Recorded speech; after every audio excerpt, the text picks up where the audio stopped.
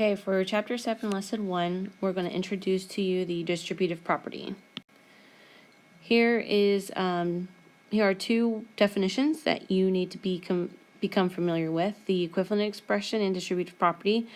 So equivalent means just you're making another expression that has the same value, okay? And then we're getting ready to show you what distributive property is.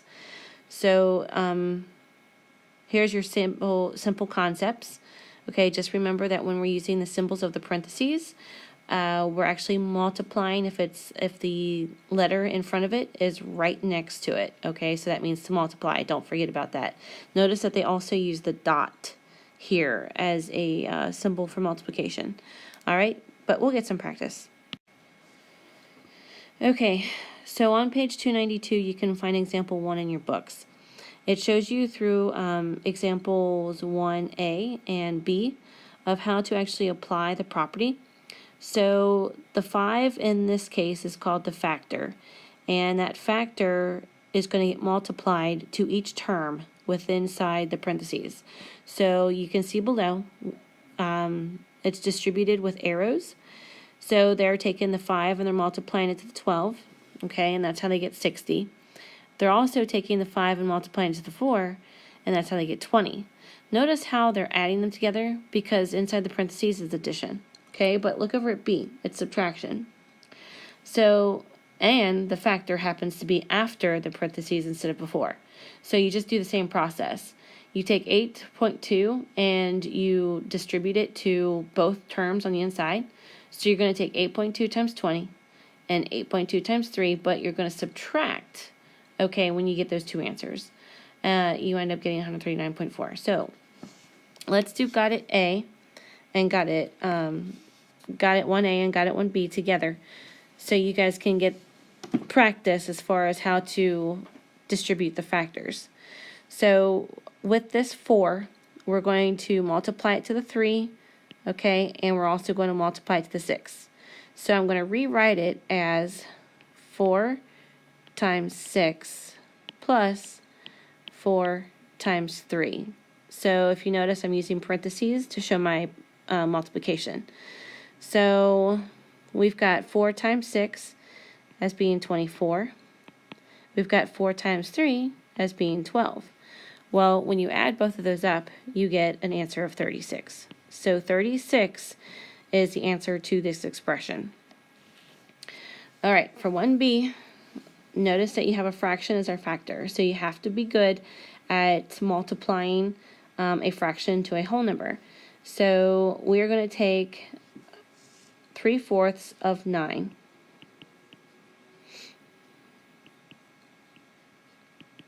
Okay, you can do 3/4 times 9 over 1, but if you want to know the shortcut, you just simply take the numerator times the whole number and then get that answer and divide it by the denominator, okay?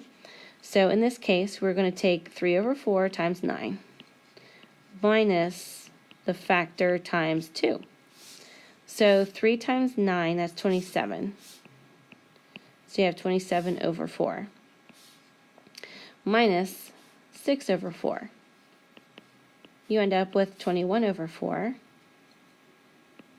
And then when you simplify, you get 5 1/4.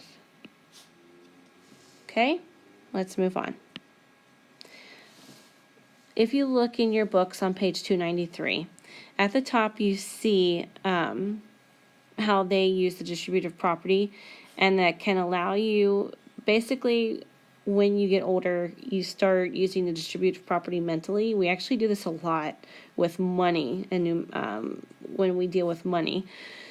So the distributive property may not seem useful to you now, but it will be in the future. If you look at the financial literacy, when I was talking about money, read the problem to yourself and then resume play for an explanation. So if you look here, instead of trying to figure out what $8.99 would be for 20 students, using mental math, they just went ahead and rounded it up to $9 and then did the 9 times the 20. But you have to compensate for that penny okay, that you need to subtract from. So you end up taking the penny times 20, which gets you 20 cents that you're going to subtract from your $180, which they show you the process here.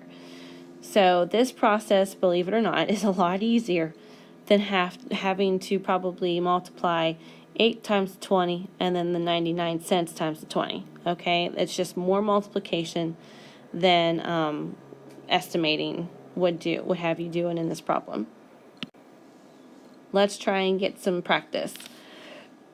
So let's do 2A together. A spaghetti dinner at the Italian Village restaurant costs $10.25. Use the distributive property and mental math to find the total cost of the dinner for Sharita, her brother, and her parents. So that's 3 people. Sharita, her brother, and her, 4 people, her parents. So 4 is going to be our factor. And we're going to split the $10.25 up into $10 plus 25 cents. Okay? So we're going to take 4 times the 10, and then we're also going to add that to 4 times 25 cents. So this is $40. 4 times a quarter is $1. So this is $41. Okay? Pause the video, try 2B on your own. So the second part is $1.50 that you had to split up among the 4 people as well. So 4 times 1 is 4, and then 4 times 50 cents was $2. Add those two together is 6. But you had to figure out the new total for their bill at the restaurant. So you had to add that to the 41, which gave you 47.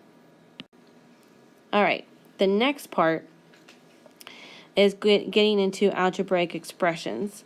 So if you look down at the bottom, it says the expressions 2 times x plus 4 and 2x plus 8 are equivalent expressions because no matter what the value of x is, these expressions have the same value.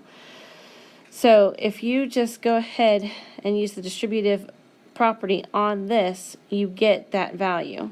Okay, let's get some practice. So in your books on page 294, you see example 3 where it shows you how to do the distributive property with a variable. Notice that you cannot solve what the variable is because you don't know the value of the variable.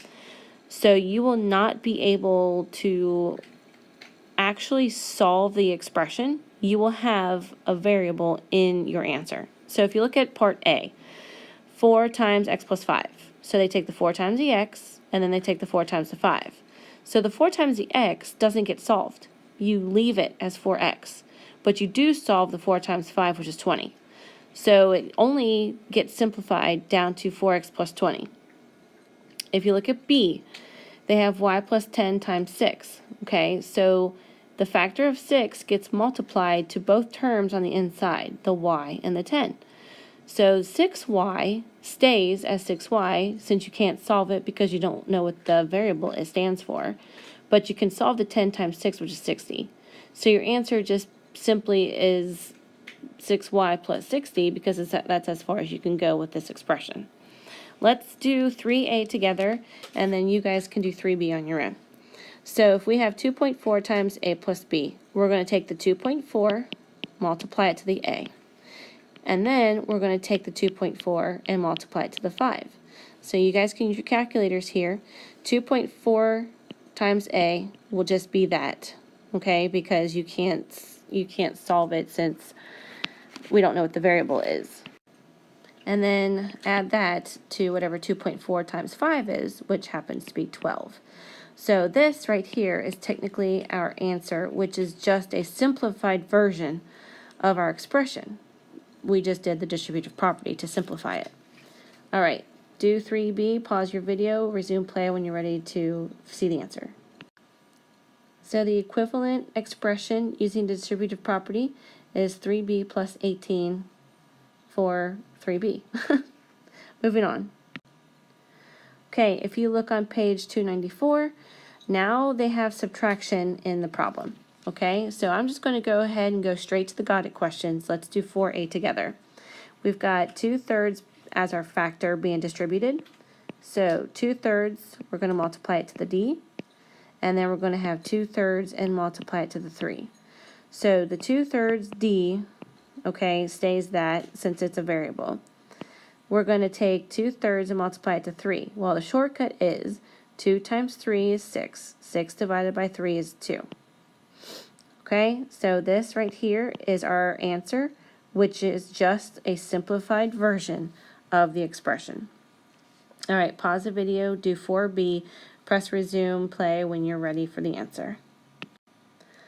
Okay, check your answer. Notice you get -7e plus 28, because the minus -28, if you apply the additive inverse, you can write it simpler as a plus 28, even though minus a -28 is the answer. It is acceptable. However, the simplest format for writing it would be the plus 28. All right, let's do guided practice at the bottom of page 294. Go ahead and on a sheet of paper do 1 through 9. And then when you're ready for your answers, go ahead and resume play for the answers. Okay, all of my work is down below. Check your answers, correct any mistakes that you might have, and move on.